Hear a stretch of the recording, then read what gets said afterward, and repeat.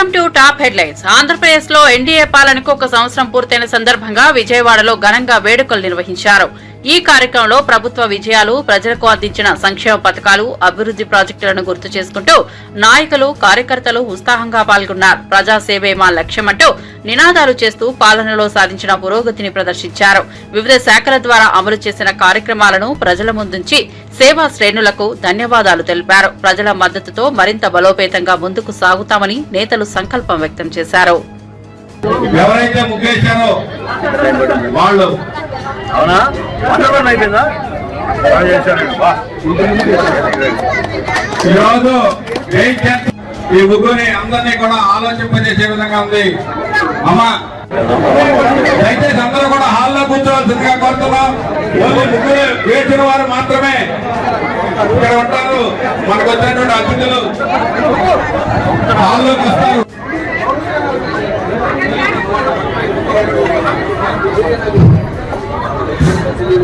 రాష్ట్రానికి దక్కిన మహర్దశకు బాబు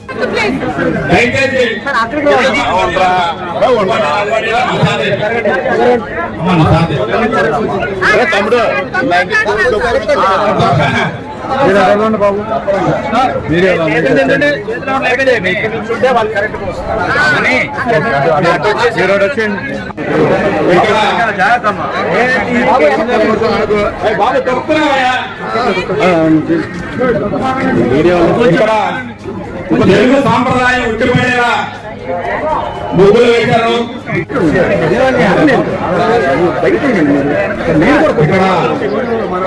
మన విజయవాడకి ఇరువైపు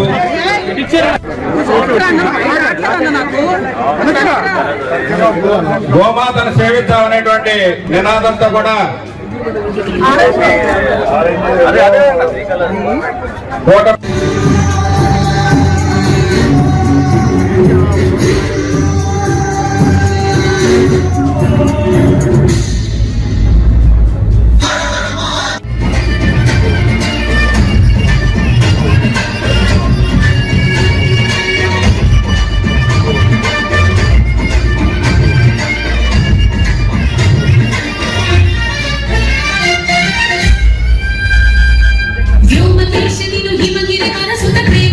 మన నాయకులు కదంల మానవారి గారికి, అట్లాగే కేసీఆర్ చిన్ని గారికి, గద్దె రామ్మోహన్ రావు గారికి, డివిజన్ కార్పొరేటర్ అందరికీ కూడా పేరు పేరున ధన్యవాదాలు తెలుపుకుంటూ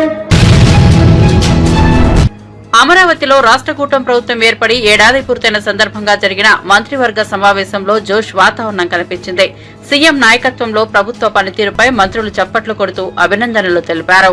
గతేడాది కాలంలో ప్రజలకు అందించిన సంక్షేమ పథకాలు, అభివృద్ది కార్యక్రమాలపై సమీక్ష జరిగింది. ఎన్నికల్లో ఇచ్చిన మెజార్టీ హామీలను ఏడాదిలోపే అమలు చేశామని మంత్రులు అభిప్రాయపడ్డారు. బల్లలు చరుస్తూ పరస్పరం అభినందనలు తెలుపుకుంటూ కేబినెట్ సభ్యులు ఉత్సాహంగా మాట్లాడారు. పాలనలో పారదర్శకత, ప్రజల నమ్మకాన్ని నిలబెట్టుకున్నామని పేర్కొన్నారు. ప్రజల ఆశీర్వాదంతో మరో 3 ఏళ్ల పాటు అదే వేగంతో ముందుకు సాగాలని సంకల్పం వెలువడింది.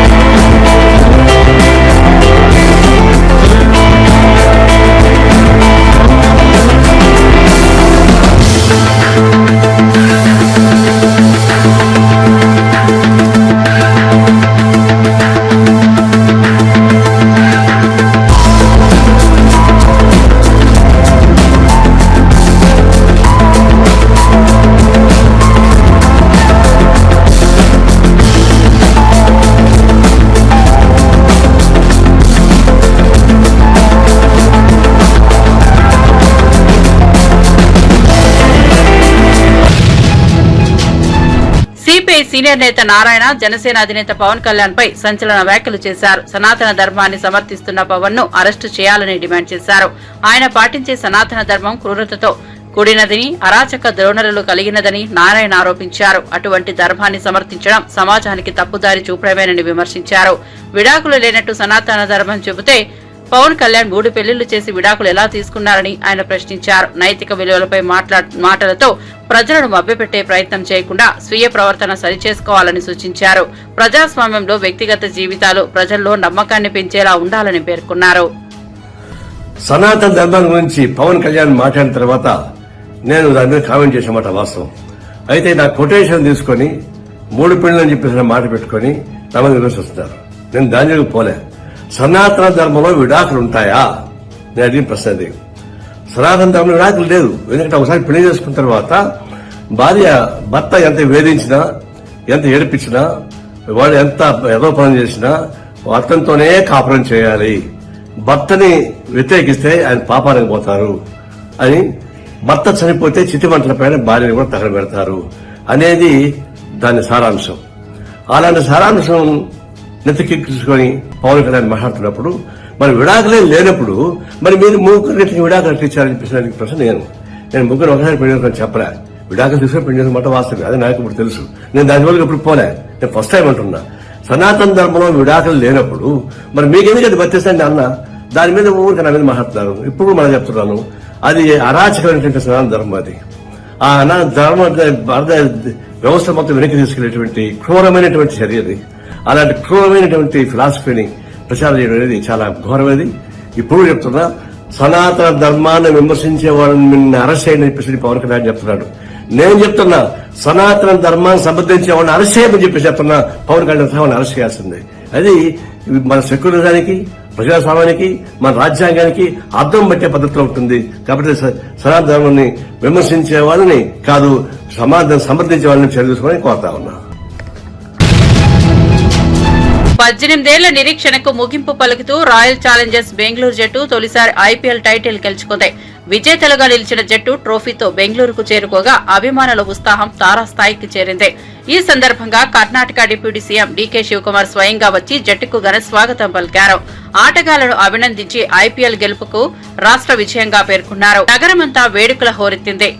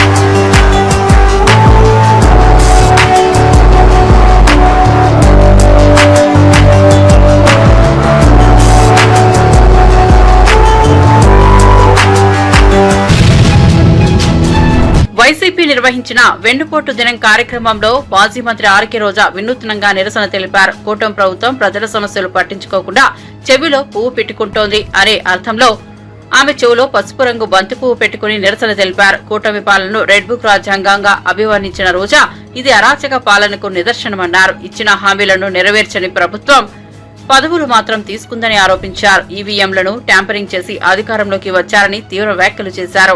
ప్రజల కోసం ఏమీ చేయని కూటమి పాలనను ఓటుతో తిప్పికొట్టాలని ప్రజలకు పిలుపునిచ్చారు. మొదటి 6 అయినా చేశాడా అని నేను అడుగుతున్నాను. ఈరోజు చూస్తే చంద్రబాబు నాయుడు ఏరు దాటక ముందు ఏటి మల్లన్న, ఏరు దాటాక బోడి మల్లన్న చందంగా పరిపాలించిన విధానం మనకు తెలుసు. కానీ ఈ రాష్ట్ర ప్రజలు ఎలా నమ్మి మోసపోయారు, అలాగే ఈవీఎంలతో వీళ్ళు ఎలా మ్యానిపులేట్ చేసి ఈరోజు 60,000 90,000 అంటూ అసలు ప్రజలు ఓట్లేని నాయకులంతా గాల్లో గెలిచిపోయిన గాలిగాళ్లే ఎక్కువగా ఉన్నారు ఈ రాష్ట్రంలో. సో ఈ రోజు నేను ఎందుకు ఇది చెప్తున్నాను అంటే, జగన్మోహన్ రెడ్డి గారు ఎన్నికల్లో చెప్పడం జరిగింది, చంద్రబాబు నాయుడు 3 సార్లు ముఖ్యమంత్రి అయినా ఏ రోజు చెప్పిన వాగ్దానాన్ని నెరవేర్చలేదు, పిల్లలు ఇచ్చిన మామనే వెన్నుపోటు పొడిచిన వాడు, జాగ్రత్తగా ఉండండి అని. కానీ ఈవీఎంల దగ్గర మనం ఏం చేయగలం? సో ఈవీఎంలని మ్యానిపులేట్ చేశారు. కొన్ని చోట్ల అమాయకమైన ప్రజలు, రైతులు, మహిళలు కూడా జగన్ గారే ఇచ్చినప్పుడు చంద్రబాబు నాయుడు, లోకేష్, పవన్ కళ్యాణ్ ఇస్తారేమో పవన్ కళ్యాణ్ చెప్పిన మాటలు నమ్మి చాలా మంది ఓట్లు వేయడం కూడా జరిగింది. కానీ ఈ రోజు చూస్తే సూపర్ 6 చేస్తామన్న చంద్రబాబు నాయుడు సూపర్ 6 చేశాడా అని అడుగుతున్నాను. అన్నిటికీ వెన్నుపోటు పొడిచింది నిజం కాదా అని అడుగుతున్నా. ఈ రోజు తల్లికి వందనం ఇస్తానన్నాడు, కానీ ఇవ్వకుండా వెన్నుపోటు పొడిచాడు. రైతుకు అన్నదాత ఇస్తా అన్నాడు, ఇవ్వకుండా వెన్నుపోటు పొడిచాడు. జాబ్ క్యాలెండర్ ఇస్తా అన్నాడు, ఇవ్వకుండా వెన్నుపోటు పొడిచాడు. ఉద్యోగం ఇస్తా ఇవ్వని వాళ్ళకి నిరుద్యోగ భృతి ఇస్తా అన్నాడు, ఇవ్వకుండా వెన్నుపోటు పొడిచాడు. అలాగే అధికారులకి ఐఆర్ ఇస్తాను, డిఏ ఇస్తాను అని చెప్పాడు, కానీ ఈ రోజు ఇవ్వకుండా ఎలా వెన్నుపోటు పొడిచారో మనం చూసాం. మహిళలకైతే ఉచిత బస్సు ఇస్తాను, పొద్దు నుంచి సాయంత్రం వరకు ఫ్రీగా తిరుక్కోవచ్చు అని చెప్పారు, కానీ ఇవ్వకుండా ఎలా వెన్నుపోటు పొడిచారో మీరందరూ కూడా కళ్ళారా చూశారు. ఈ రోజు ఒక్కరికి కూడా ఒక సెంటు భూమి గాని ఒక ఇల్లు గాని కట్టించకుండా ఎలా వెన్నుపోటు పొడిచారో మీరందరూ కూడా కళ్ళారా చూస్తున్నారు. సో వెన్నుపోటు అంటే చంద్రబాబు నాయుడు, చంద్రబాబు నాయుడు అంటే వెన్నుపోటు. ఇది ఈ రోజు ప్రజలు తెలుసుకున్నారు. వాళ్ళకి జరిగిన నష్టాన్ని వాళ్ళు తెలుసుకున్నారు. ఎప్పుడెప్పుడు ఎన్నికలు పెడితే జగన్మోహన్ రెడ్డి గారికి ఓటేసి మళ్ళీ వైసీపీ నిర్వహించిన వెన్నుపోటు దినంలో పాల్గొన్న మాజీ మంత్రి బొత్స సత్యనారాయణ అస్వస్థతకు గురయ్యారు. విజయనగరం జిల్లా చీపురుపల్లిలో చేపట్టిన ర్యాలీలో ఆయన 3 రోడ్ల కూడలి వద్ద మైకులో మాట్లాడుతుండగా తీవ్ర ఎండ వలన వడదెబ్బకు గురయ్యారు. అకస్మాత్తుగా బొత్స కుప్పకూలిపోవడంతో అక్కడ ఉన్న నేతలు వెంటనే స్పందించి తన కారులో విజయనగరానికి తరలించారు. ప్రస్తుతం బొత్స ఆరోగ్యంగా నిలకడగా ఉన్నట్టు సమాచారం. ఘటన పార్టీ శ్రేణుల్లో కలకలం రేపింది.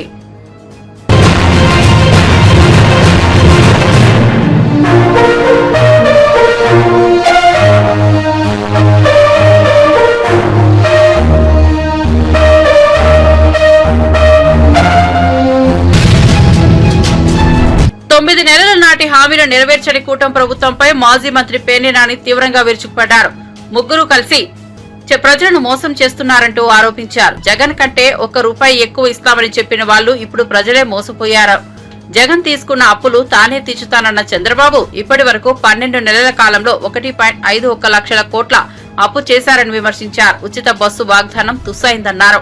సంక్రాంతిలోపు రోడ్లు పూర్తి చేస్తామని చెప్పినా నేడు రోడ్లపై నడవలేనంత దుస్థితి ఉందని ఆగ్రహం వ్యక్తం చేశారు. పూర్తయిన పనుల బిల్లులు రావడం లేదని, ప్రజల సంక్షేమ పథకాలకు ఖజానా ఖాళీగా ఉందని చెప్పే ప్రభుత్వం తమ కోసం ప్రత్యేక విమానాల్లో తిరుగుతోందని లోకేష్, పవన్, చంద్రబాబులపై ఆరోపణలు గుప్పించారు. మళ్ళీ ఎమ్మెల్సీలు మొత్తం అంతా కూడా బ్రాందీల్లో మునిగి తేలుతున్న పరిస్థితులు ఇవాళ ఈ రాష్ట్రంలో ఉన్నాయి. బ్రాందీ వ్యాపారంలో ఈ చెయ్యట్టని ఒక్క ఎమ్మెల్యే ఉన్నాడా అంటే ఎవడు ఒక్కడ కూడా, ఆఖరికి ఈ ఎమ్మెల్యేతో సహా ఎవడు బ్రాందీ వ్యాపారం వాసన చూడకుండా ఒక్కడు లేకపోవటం అనేది మన దౌర్భాగ్యం.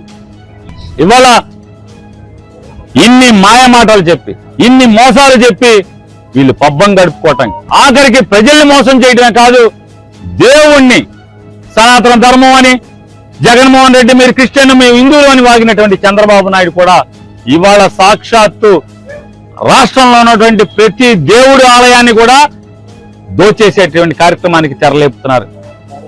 మొన్న నోటిఫికేషన్ ఇచ్చారు.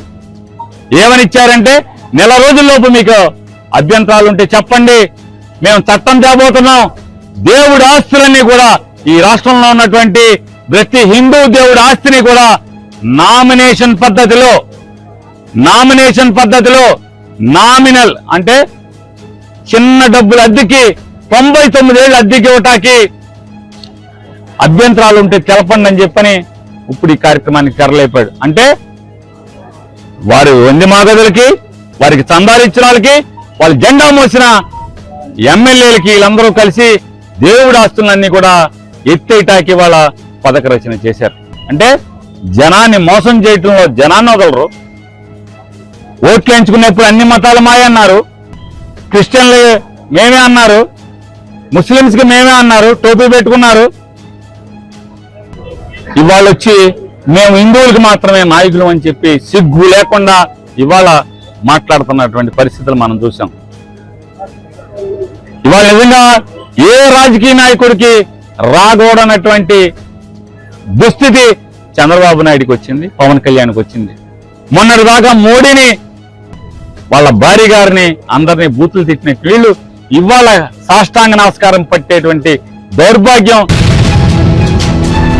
టెస్లా సీఈఓ ఎలాన్ మస్క్ తండ్రి ఎరోల్ మస్క్ అయోధ్యకు చేరుకుని శ్రీరామ జన్మభూమి ఆలయాన్ని సందర్శించారు. ఈ పర్యటన ప్రస్తుతం జాతీయ, అంతర్జాతీయ మీడియాల్లో వార్తల్లో నిలిచింది.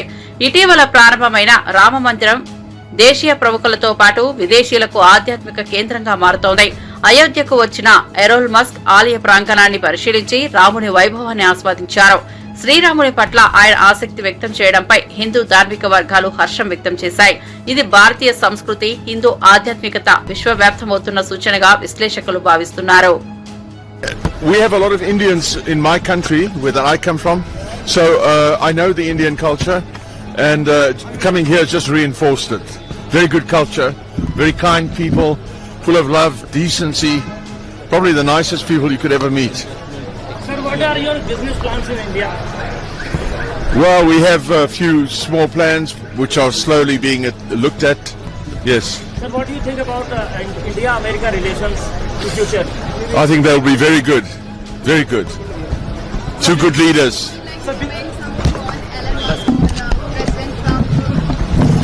I think everything so far has gone very well, and like anything, you know, it takes a bit of time for people to understand, and I'm sure that I have no problems with what I've seen.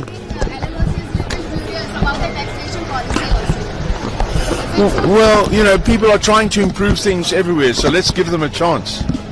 Give them a chance.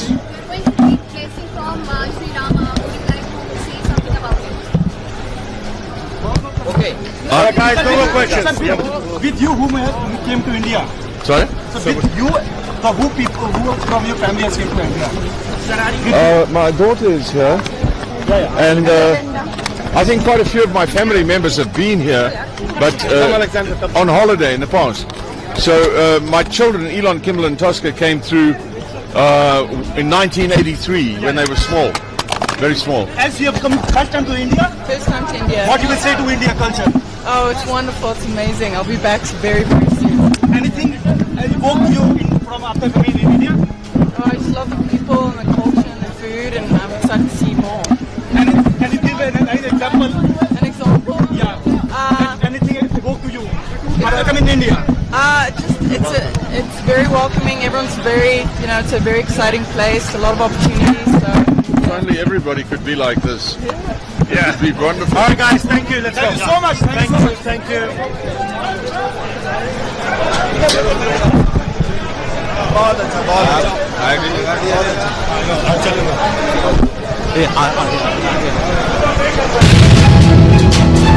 Tirupati జిల్లా చంద్రగిరిలో YSR Congress party శ్రేణులు బెండుకోటు దినాన్ని పురస్కరించుకుని భారీ rally నిర్వహించారు.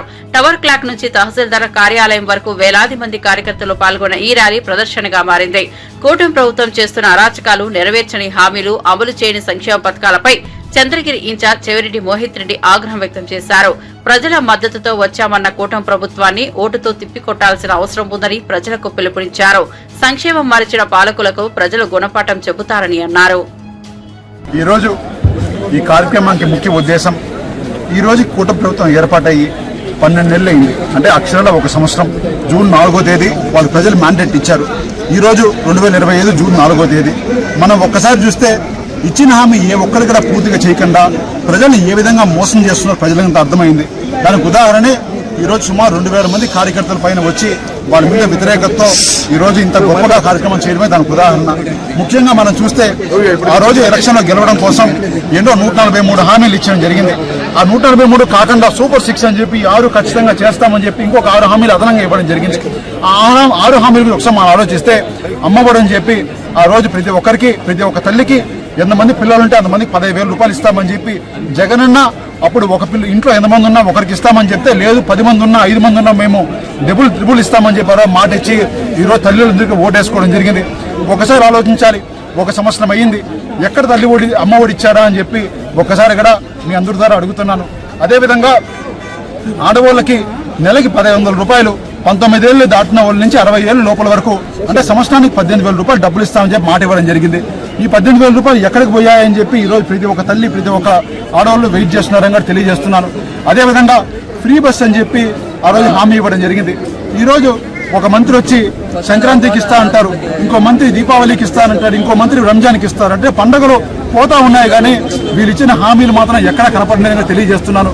వాళ్ళు ఎప్పుడు ఇస్తారో కూడా ఒక నిర్దిష్టమైన డేట్ గా చెప్పాల్సిన విజ్ఞప్తి చేస్తున్నాను. అదేవిధంగా ఇది ఒక్కటే కాదు, పిల్లలకి ఇంతకుముందు జగనన్న ఉన్నప్పుడు పిల్లలు బాగా చదువుకోవాలి, వాళ్ళందరూ కూడా బాగా ఉన్నత విద్య తీసుకోవాలని చెప్పి గవర్నమెంట్ స్కూల్స్ డెవలప్ చేయాలని చెప్పి కొన్ని కోట్లు ఖర్చు పెట్టి ప్రతి గవర్నమెంట్ స్కూలు కార్పొరేట్ స్కూల్స్ కన్నా గొప్పగా తయారు చేయడం జరిగింది. ఈ రోజు మనం చూస్తే గవర్నమెంట్ స్కూల్స్ ఇంగ్లీష్ మీడియం తీసేశారు, సిబిఎస్ఈ తీసేశారు. పిల్లలు అన్నం తినడానికి కూడా వీలు లేకుండా గోరుముద్ద అనే కార్యక్రమంగా తీసేయడం జరిగింది. అంటే ఈ స్థాయిలో ఈ రోజు ప్రజల్ని మోసం చేసి పేద పిల్లలను చదువుకోకూడదు, మాకు తెలిసి 4 కార్పొరేట్ స్కూల్సే బాగుండాలనే ఒక ఉద్దేశంతో ఈరోజు గవర్నమెంట్ చేసే కార్యక్రమాలు కూడా ఈరోజు ప్రజలందరూ కూడా చీకొట్టుకుంటున్నారు. తప్పకుండా మీరు చేసే తప్పుడు కార్యక్రమాలు, మీరు చేసే హామీలు చేయకుండా మీరు చేసే ప్రజలను ఇబ్బంది పెట్టేందుకు ప్రజల్లోకి పోతా ఉంది. దానికి ఉదాహరణ ఈరోజు ఈ కార్యక్రమం. ఇదే విధంగా మీరు కొనసాగితే నేను చెప్తున్నా ఈరోజు చివరికి వచ్చేసరికి మీకు తెలంగాణ పాత ఉద్యమ కాలంలోని ముఖ్య నేతలతో మధు యాష్కి కీలక భేటీ నిర్వహించారు. ఈ సమావేశంలో జానారెడ్డి, విజయశాంతి, గుత్తా సుఖేందర్ రెడ్డి, కేకే పాల్గొన్నారు. తెలంగాణ ఉద్యమ సమయంలో కాంగ్రెస్ పార్టీ తీసుకున్న భూమికను ప్రస్తావిస్తూ ఆ యుగానికి సంబంధించిన వాస్తవాలపై ఒక డాక్యుమెంటరీ రూపొందించాలన్న యోచనను చర్చించారు. రాష్ట్ర విభజనలో కాంగ్రెస్ నాయకత్వం చేసిన పాత్రను సమగ్రంగా ప్రజల ముందుకు తీసుకురావాలని లక్ష్యంగా ఈ భేటీ జరిగింది. ప్రజల్లో మళ్లీ కాంగ్రెస్ పునాది గుర్తింపు కోసం నడిపే ప్రయత్నాల్లో ఇది భాగంగా కనిపిస్తోంది.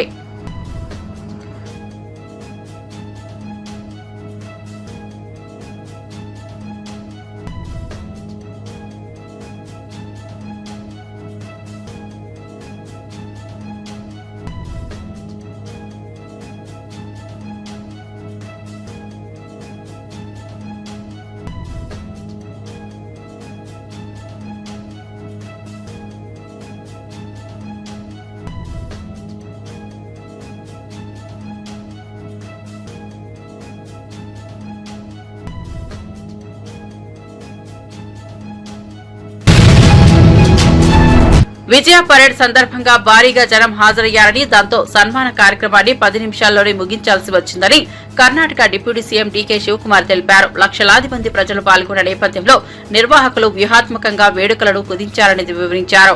నాయకులు, కార్యకర్తల పట్ల గౌరవంగా కార్యక్రమం జరిగినప్పటికీ భారీ జనాభిమానానికి అనుగుణంగా సమయ పరిమితి విధించాల్సి వచ్చిందని చెప్పారు. పార్టీ విజయానికి ప్రజల ఆదరణే ప్రధాన బలమని డీకే అన్నారు. I have spoken to the police commissioner and all the people. I am also going little late to the hospital because now lot of trouble is there. I don't want to disturb the doctors who are trying to take care of the patients, and only the exact number is not been still this one. So we are at it. We appeal to all of them to still to be calm. How many people died? That is why we cut off lot of programs were there. We didn't want to continue with the program. Only within 10 minutes with one round we just closed it. And we appeal even in the metros, whatever the metros has been jammed. We are not able to start. We are taking a little bit time to see that everything comes to the normal position. What is at present? No, yes. Of course. There is some issues. I will come back to you after I visit the hospital. Any numbers on the death toll? No, I can't. Only 5,000 police personnel were deployed, sir. You said the crowd that came in was running into thousands, sir. Was No, this enough? it was not thousands, it's lakhs. ನಾ ಯಾರನ್ನೂ see ನೋಡಿ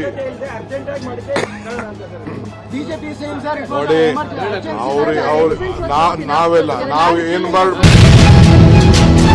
వేములవాడ దేవాలయంలో కోడెలు వరుసగా మృతి చెందడాన్ని మాజీ మంత్రి హరీష్ రావు తీవ్రంగా ఎద్దేవా చేశారు.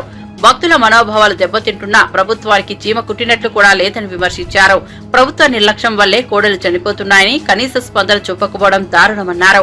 దక్షిణ కాశీగా పేరొందిన వేములవాడ ఆలయంలో ఈ స్థాయిలో అమానుష పరిస్థితిలో ఉండటం బాధాకరమని పేర్కొన్నారు. ప్రభుత్వం చేతకాకపోతే కోడెల సంరక్షణ బాధ్యత బీఆర్ఎస్ పార్టీకి అప్పగించాలని డిమాండ్ చేశారు. కోడెలు మరణించడం ఇది చాలా దురదృష్టకరం. ఇది రాష్ట్రానికి అరిష్టం. దీనివల్ల భక్తుల మనోభావాలు కూడా బాగా దెబ్బతింటా ఉన్నాయి. రోజు కోడెలు చనిపోతున్నా కూడా ప్రభుత్వం లో కనీసం చలనం లేదు, ప్రభుత్వం పట్టించుకోవడం లేదు. ఒక వారం రోజుల్లో 26 కోడలు మరణించాయి. మరికొన్ని కోడలు అనారోగ్యం పాలై చావు బతుకుల్లో కొట్టుమిట్టాడుతా ఉన్నాయి. అయినా ప్రభుత్వం వాటిని రక్షించే ప్రయత్నం కూడా ఈరోజు చేయడం లేదు. రేవంత్ రెడ్డి గారు ఇప్పటికే దేవుడి మీద ఒట్టు పెట్టి 15 ఆగస్టు కల్లా రుణమాఫీ చేస్తానని చెప్పి మాట తప్పడం వల్ల ఇవాళ తెలంగాణకు శాపంగా మారింది. దేవుడి మీద ఒట్టు పెట్టి మాట తప్పితే అది శాపంగా మారింది. ఇంకొక వైపు వేములవాడ దేవస్థానంలో కోడెలు మరణించడం ఈ రాష్ట్రానికి అరిష్టంగా మారుతా ఉంది. నేను అడుగుతా ఉన్నా రేవంత్ రెడ్డి గారిని, ఇంకా కోడలకింత పచ్చిగడ్డేసేంత డబ్బు లేదా ఈ రాష్ట్రంలో? ఇంత కుడిది పెట్టి ఇంత గడ్డేసే సామర్థ్యం లేకుండా పోయిందా?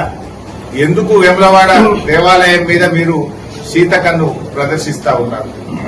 ఎందుకు ఈ నిర్లక్ష్య వైఖరిని ప్రదర్శిస్తా ఉన్నారు? పతాక శీర్షికన పత్రికల్లో వార్తలు వస్తున్నా, మీడియాలో వస్తున్నా, ఎందుకు ఈ ప్రభుత్వం స్పందించడం లేదు? మీ ఇంటెలిజెన్స్ వ్యవస్థ ఏం చేస్తుంది? మీ అధికారులు ఏం చేస్తా ఉన్నారు? మీ కలెక్టర్ ఏం చేస్తా ఉన్నాడు? మీ యొక్క పశుసంవర్ధక శాఖ ఏం చేస్తా ఉంది? దేవాదాయ శాఖ ఏం చేస్తా ఉంది? అందరు నిద్రపోతున్నారా అని నేను అడుగుతా ఉన్నాను. ఇవాళ వేములవాడ రాజన్న అంటే దక్షిణ కాశీగా పేరుగాంచినటువంటి పుణ్యక్షేత్రం వేములవాడ రాజరాజేశ్వర స్వామి దేవస్థానం. భక్తులు ఎంతో భక్తితో ఆ కోడలను స్వామివారికి సమర్పిస్తూ ఉంటారు. ఇలా భక్తులు సమర్పించిన కోడలను కాపాడలేని దుస్థితిలో ఈ రాష్ట్ర ప్రభుత్వం. అన్నింట్లా నిర్లక్ష్యమే. చివరికి దేవాలయాల మీద కూడా మీరు నిర్లక్ష్యం వహిస్తా ఉన్నారు. ఇంత గడ్డేసి గుడిది పెట్టే తెలివి లేదా? ఇంకా కోడల్ని కాపాడే సోయి లేదా మీకు? రోజు 5, 10 చనిపోతుంటే కూడా ప్రభుత్వం స్పందించదా అని నేను అడుగుతా ఉన్నాను.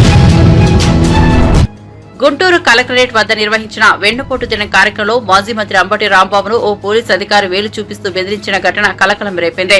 అనుమతి లేని కార్యక్రమం అంటూ వైసీపీ నేతలపై ఆగ్రహం వ్యక్తం చేసిన పోలీస్ అంబటితో వాగ్వాదానికి దిగారు. పోలీసు వ్యవహారం వేడెక్కడంతో అక్కడున్న నేతలు, కార్యకర్తలు ఆగ్రహం వ్యక్తం చేశారు. అధికారులను వేధించే ప్రయత్నం చేస్తున్నారని పోలీసులు అభిప్రాయపడగా, ప్రజాస్వామ్యంలో ఇటువంటి హెచ్చరికలు తగవు అని అంబటి మండిపడ్డారు.